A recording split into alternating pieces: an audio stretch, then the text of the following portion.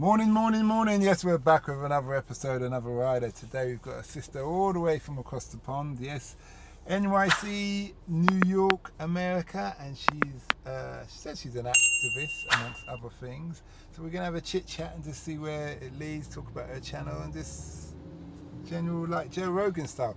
But before we get into it, don't forget to like and subscribe and follow, depending what platform you're listening to.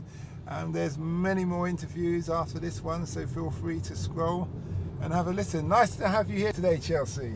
Nice to be here today. That's good, that's good. So tell us about your channel. What motivates you? Why you got into it? Absolutely. So, I am an activist based out of New York City, and I think that, when people ask me how did I get into that space, I always say it's not necessarily something that I chose, it's something that chose me. And I think that growing up and seeing a lot of injustices in New York and a lot of inequities, especially with immigrants and black folks and brown folks, I decided that that's what I wanted to dedicate my life to. Okay. So how long have you been doing this for? Since I was 15, so going on a decade. Okay. So tell us, what kind of person were you like when you were in school?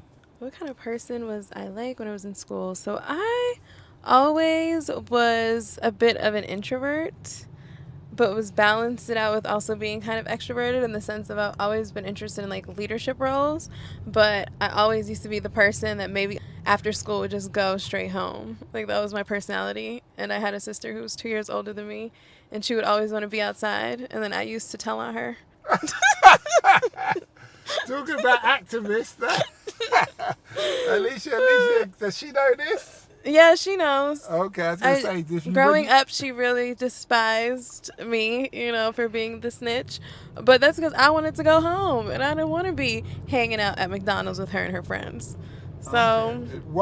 What was the problem? Because they're older than you? I just was not entertained. I did not find it to be entertaining. My mom was strict. She's Jamaican. And so if she said it was time to go home and they were supposed to go home right after school, guess what? I'm going. So wait a minute. You must have had a time where you need to, by a certain time, you need to get home. Your mum knows school finishes at 3:30 or whatever. Yeah, but sometimes, we would have the half-a-days. Oh. And so that's when things get a little sticky. Okay. Because if it's a half a day and sometimes the parents don't know, that's when the kids be outside. See, that's why me, when I become a parent, I'm going to know all the days. In fact, I'm going to write the days. You're gonna have that app which gets updated. The app, the tracker. Yeah. I'm going to tell my kids, y'all can't do no new tricks with me. I know all of them. Are you and your sister on good terms now? Oh, no, my sister's my best friend. Okay. Yeah, but we had to grow out of that phase. This is very young. This was like, elementary school. Okay, that's good. That's good. So this activist. So what's your role exactly? What's a typical day like for you? A typical day, it could look like anything. So I do a lot with media and figuring out, how do you center the message of movements across media platforms? Because a lot of times, when you see the way that things are written or the way that things are talked about, across media platforms, it doesn't do a great job of really talking about the issues. And so I work a lot on that. In 2020, I was on the front lines a lot. Over this past year, I kind of got out of being on the front lines and marching to focus on different aspects of doing the work. And then also traveling. I love traveling, and I think it's important to find balance. And so I'm always traveling to different places to do the work or adding new clients to my portfolio of people or initiatives or projects that I want to work on that feel like they're making a difference in the world. And so I was in Paris a few months ago, and then I was in Ghana a few weeks ago, and then I'll be in Ghana again in September, working on a lot of social impact stuff. So now my work is global, which is fun. So the social impact stuff that you do in Paris and Ghana, how's that different to what you're doing in the States? It's not, honestly. I would say it's all focused around climate justice and then racial justice. And the interesting thing about the global conversations is, the diaspora is global. The Black diaspora has a lot of commonalities when you talk about the issues that we're experiencing. I think that it's just different countries, and so a lot of the injustices sometimes show up differently, but they're rooted in the same thing. And so I work with a lot of organizations on thinking about, how do we create solutions to the problems that we're seeing globally. So it could be anything from economic injustice to systemic violence to police brutality, and just really thinking about, how do we create pathways and opportunities, especially for young Black people. So you're coming up with solutions. What strikes me is that I can understand with Paris there may be similarities, because obviously you've got a country where you're predominantly white and you've got Black people. And French history is the same as the English in that respect. But with Ghana, obviously you've got tribes, but you've got more or less one race. You've got pockets, very small pockets of other races. How does that...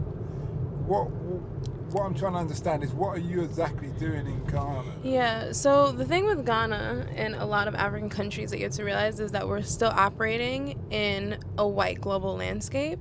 And so a lot of the problems that you're seeing economically across the African diaspora in African countries is a direct result of systemic racism that you're seeing with the World Bank, that you're seeing with the European Union. And so the way that African countries are treated, and as a result of that, also changing the narrative on the diaspora coming back home. So that's also a lot of the work that I do, right? So how do we make sure that we're building and educating the diaspora globally to come back and pour into African countries? And then also, what are some opportunities that we could be doing globally to support the efforts that are taking place, especially for young people who are trying to, develop and grow in these countries? And so it looks different, but it's all connected, right?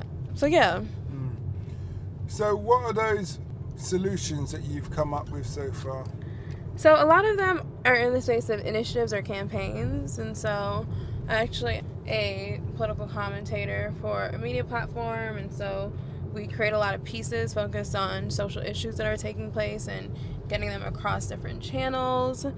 Another thing that we do is in the space creating programs, and so that can look like raising awareness around reproductive justice campaigns. When I was in Paris, I was a part of a rally after the overturn of Roe v. Wade in the US, and so it always looks different, right? I think the biggest thing is, what are the current needs and how can you support that? Okay.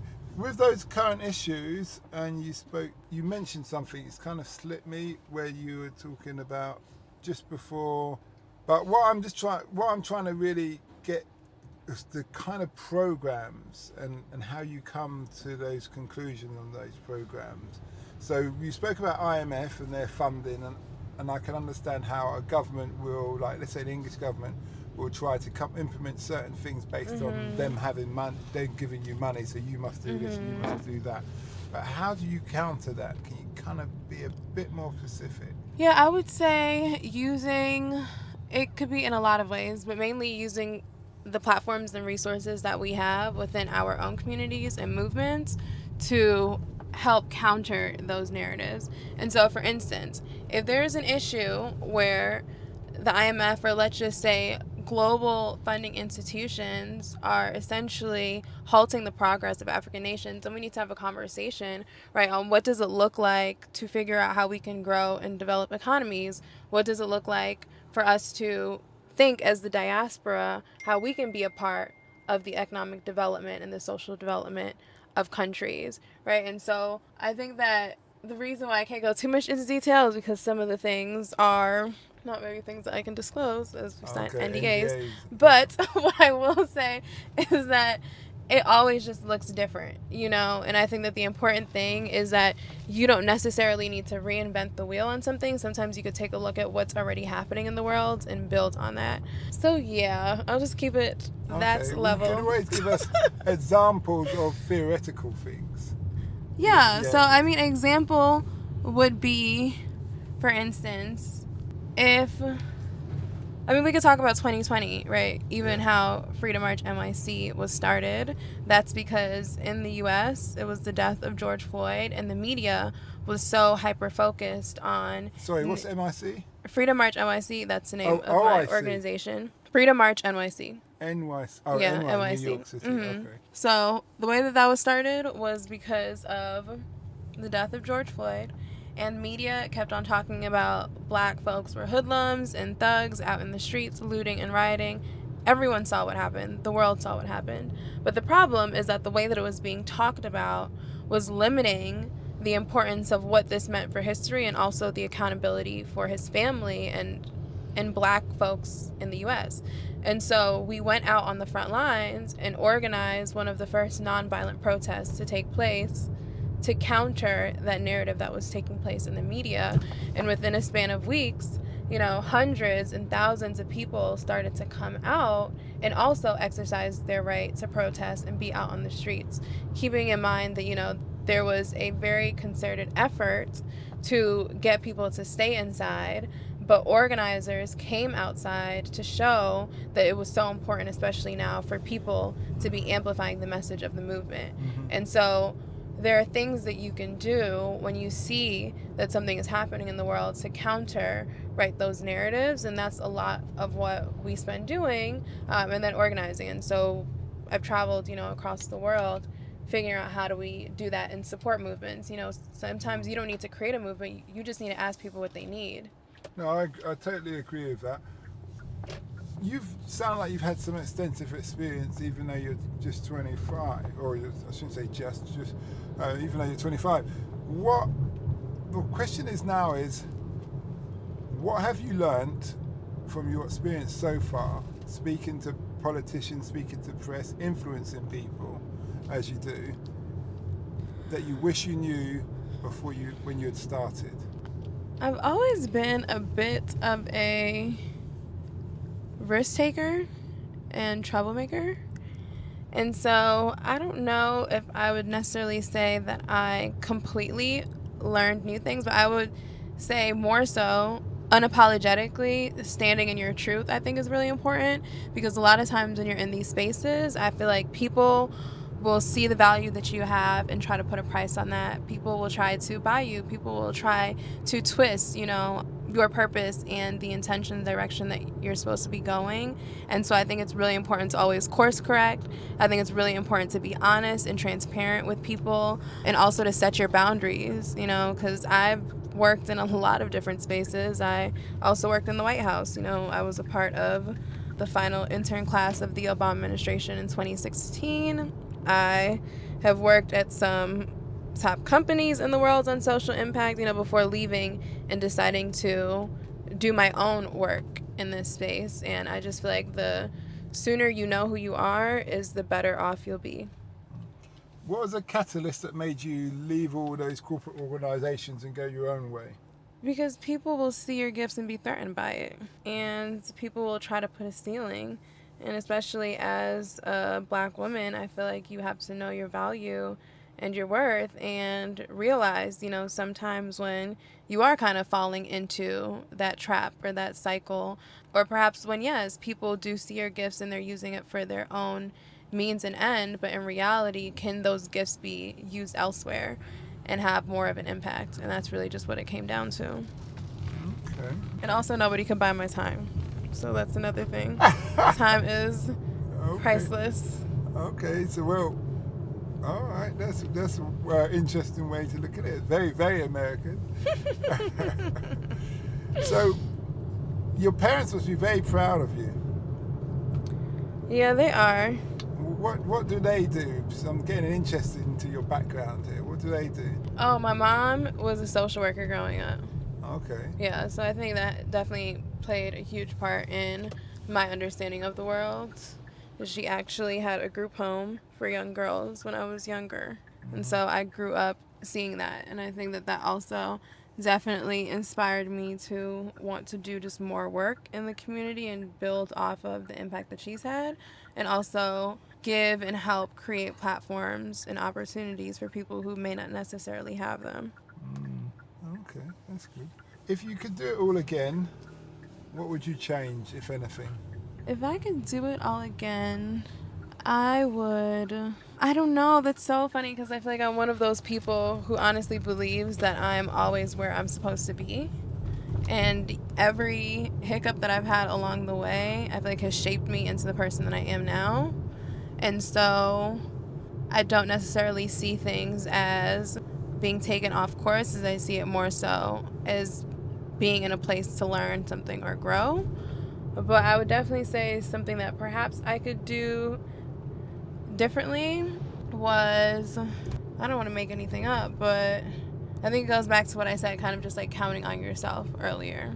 And then also realizing that you're never going to make everybody happy. And so the sooner you realize that is the more you can start living for your purpose and not living for other people's validation. Going back to Africa, when you were in Ghana, was that your first time to Ghana? Oh no. At this point, Ghana is maybe my third home. Okay, your Second third to home. London.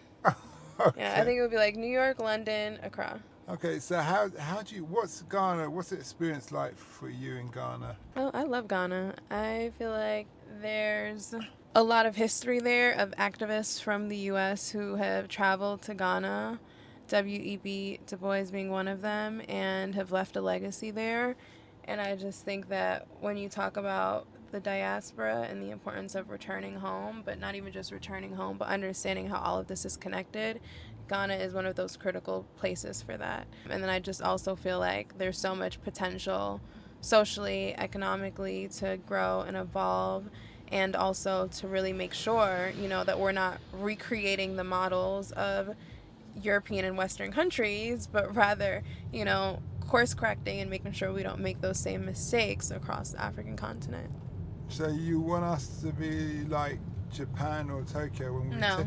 when I say we've taken the certain elements of the Western life, but we've immersed it within our own culture. Yeah, I think that there's things that we can do to be strategic on a global diplomacy standpoint, but I also think, for instance, this idea of industrialization is what has led us to be in a place where our planet is basically imploding on itself. And so sometimes this idea, being the richest country, can come at a cost. And are we willing to pay the price for that when we talk about our planet and the sustainability of the things that we're building and creating? And so I think that there also has to be that conversation around what exactly do we mean when we talk about capitalism, and who is it ultimately benefiting? And truth be told, how sustainable is it? In the next 50 to 75 years, is there going to be a complete restructuring, on how we go about plastics, waste? And so instead of waiting for the Western world to do that, why can't we as a continent do that? Why can't we as the diaspora help push those conversations? How do you see, you've been there a number of times to Ghana, how do you see the diaspora from like America or even London settling in Ghana? Are they settling in well, or is there like a them and us? I think it depends on who you ask. I think everyone's experiences is very different, but I would say that there's a lot of opportunities to build those bridges, but you have to make sure that you're being intentional about that. And then I would also say that better systems in place, to help create maybe a smoother transition. And the last thing I would add is, it's not enough to go back. You have to also pour into. And so making sure that you are doing that, that you're pouring back into the communities, that you're helping, Ghanaians who are born in Ghana, also be a part. Because, of course, there are people who go back who are Ghanaian by blood, their parents are from there and they go back, just like how, I'm Jamaican. If I go back to Jamaica, I'm Jamaican. Nobody can tell me otherwise. And nobody can tell me that that's not my home and that's not my country. And so I think in that same way, though, I also understand the responsibility of pouring back into the communities in which I came from, because I was one of the people who were able to get out and come back, and give those resources that I've acquired. I think that's important, not to keep it to yourself, to build own individual wealth, but think about from a community and a national perspective, how are we doing that too? Okay, that's good. Have you actually, apart from your skills, have you actually invested in Ghana? Oh, and that's to be continued. Okay. Yeah, there's some things pending, so we will continue this taxi ride conversation in 2023. Okay, you sound like a very focused lady. You're very driven and you know what you're doing and you know what you want. What would you say to your 16-year-old self? I would tell her, keep going and don't let nobody play about you. Nobody what? Play about you. Play about you. Period. Okay, we're learning a new word today. Yeah. Don't let nobody play about you. What that means is, a lot of times I think people play in your face, and that's maybe a very New York term, so I would push you onto that one as well. And play in your face basically means when people are giving the runaround or people don't necessarily know that you know game, and so they're trying to, it's like talk circles around you. And I think that some of the skills that I developed just growing up in New York has been helpful, being able to navigate these spaces, because like I don't hold my tongue for anybody. I know the things that I built them because of the fact that I said no when everyone else said yes. I turned down opportunities that other people would have taken. I've held people accountable who other people are afraid to even speak their truth to. And I think that when you're able to do that, you hold on to that, when you don't let other people think that they can play with your integrity and who you are. And so that's what I learned. And so I'll turn down a couple bags, several bags, many bags, because I feel like my soul comes first. Okay. There's a politician in America, in New York. I think she used to be a waitress and now she's a politician. She's like, AOC. I don't know. She's like South American looking. Yeah. You remind me of a black version of her. You ever thought about getting into politics? That's also a funny question. Ask me in 2030. I mean, a lot of hopefuls that would like for me to do that, but I think right now I am using this time to really continue to navigate the world. I think I would prefer to be a global diplomat than perhaps a politician focused on specific issue areas. I see the world. I don't necessarily just, Yeah, so we'll see. We'll see, though. You speak about diplomacy, and you said you've sat down with politicians, corporate people, and all of those kind of things. Give us some techniques that you use when it comes to, let's say, negotiating or love this. Yeah. Being diplomatic. Because they're no doubt going to look at you and think, New York, I don't know, where are you brought up? Oh, Brooklyn. Yeah, so Bronx girl, is that right? Brooklyn. I said Brooklyn. So those are two different places. Okay, she's how much I know. Okay, so they're going to look at Brooklyn girl, blah, blah, blah. They may snub you, what we use the term of snub, but then obviously you're going to prove yourself, you know your worth, as you pointed out. How do you deal with all that mess? Because I know mediocrity when I see it.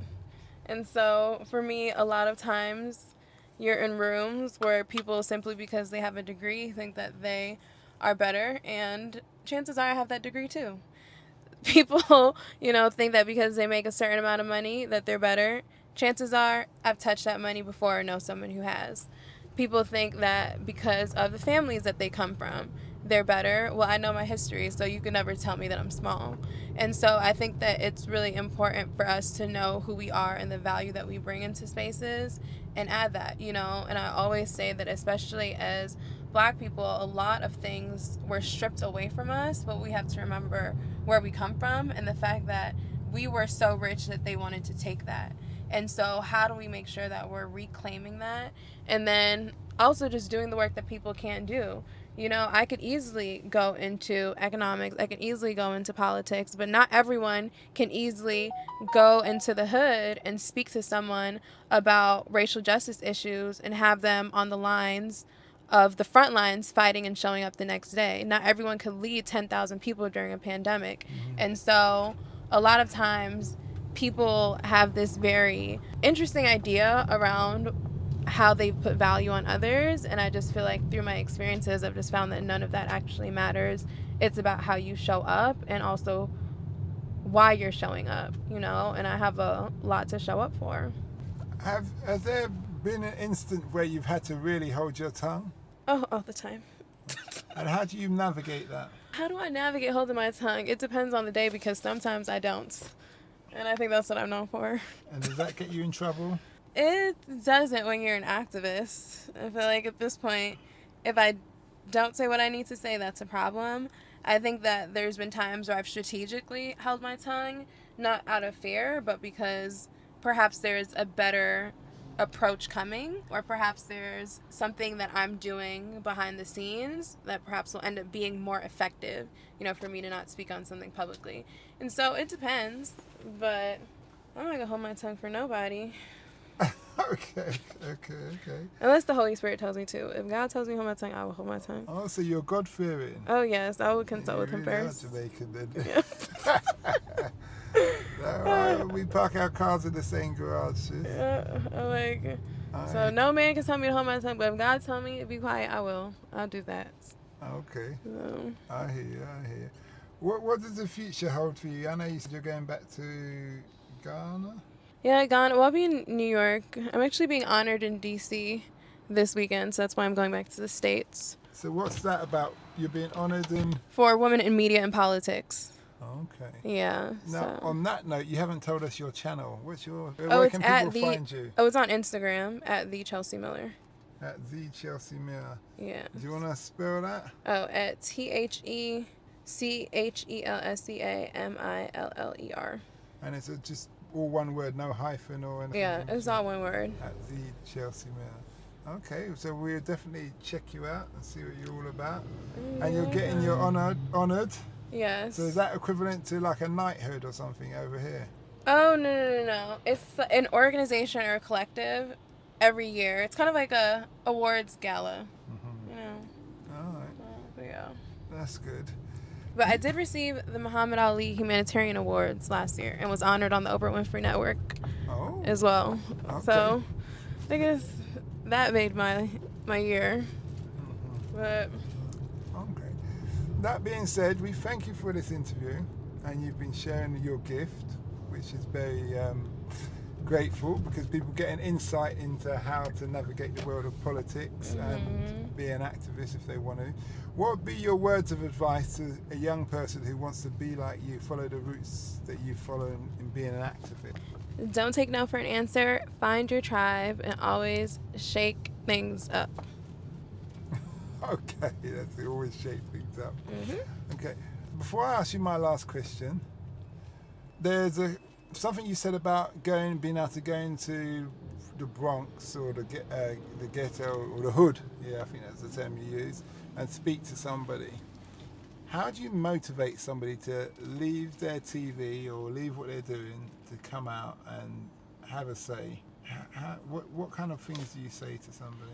You meet people where they are, and I think that's maybe one of the superpowers of Freedom March NYC is because we're all young, we all come from the places that we speak to and speak about, and so I think that a lot of times when we talk about things that are going on in the world, we talk at people instead of talking to people. And if you talk to people, you'll actually see that there's a lot of issues that people have already thought about, perhaps the solutions around, or perhaps just want to be a part of the solution, but never felt like anybody cared about bringing them to the table. And so if you tell someone who actually really does care about this, maybe they have a family member going through something, there's an issue going on in their community, hey, you know what, I'm going to be at this same spot tomorrow, come and meet me and 5 other people, and let's spend a couple hours together trying to figure it out. Come on, that's community. You know what I mean? That's how you bring people together. That's how you get people to be a part of these conversations. And I just feel like a lot of times we're talking in rooms where people already have access to these things. We're in conferences where everybody, for the most part, is thinking alike. But what about the people who never will find out about this conference, never will find out about this opportunity? So sometimes you just have to meet people where they are. So part of what you do is give an insight to people about what's actually going on and what's out there for them. Yeah. The opportunities, basically. Yeah. Okay, that's good. I do a little bit of everything, but yeah. So Chelsea, you're standing in front of the world, 7.5 billion people, no pressure, and they're asking for one sentence of advice based on your life experience so far. What would that be? I would say that everything that you believe is impossible starts with actually seeing it through. And the reason why I say that is because a lot of times we look at the world and we get so frustrated by what's taking place. And the reality is that if you would have asked someone even 20 years ago if technology would be where it is now, we would have these smartphones, they would say, heck no. If you ask people in the 1700s whether or not slavery would be abolished, whether or not there would ever be a black president in the U.S., they would tell you, heck no. And so look at where we are versus where we've come, and that's a testament to people who, when they believed that something was impossible, went for it anyways. And I think that if more of us stepped into that and had that mindset, then we would be solving the issues that we see in this world today so much faster. Okay. Well, thanks a lot for that. This was fun. And we wish you well. And just remind us, where can we find you again? At the Chelsea Miller, and make sure y'all continue to check out Taxi Chronicles podcast, because this was fun and definitely lifted my spirits, and I'm excited, y'all, because I'm going to a movie premiere later. Okay then, thanks a lot. We hope that episode enhanced your life. We post an interview every day as well as vlogging on our social media channels. Don't forget to subscribe to get our latest episode.